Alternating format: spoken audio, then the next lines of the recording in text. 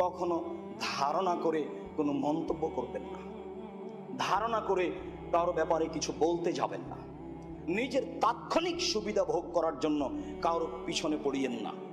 তার কতটুকু ক্ষতি হবে সেইটা পরে, আপনার কতটুকু ক্ষতি হবে সেইটা আগে। আপনি না বুঝে একটা মন্তব্য করলেন, না বুঝে একটা কথা বলে ফেললেন, না বুঝে একটা ফেসবুকে কিছু লিখে ফেললেন, যদি এটা ঠিক হয় তাহলে আপনি বিপদগ্রস্ত।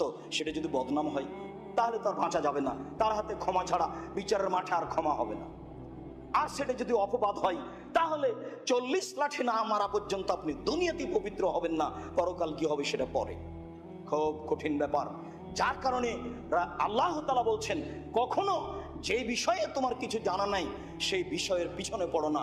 সম্মানিত দিনী ভাই বোন, পৃথিবীর সকল দিনী ভাই বোনকে আমি নাসিহাতের ক্ষেত্রে জোরালো ভাবে বলতে যাচ্ছি,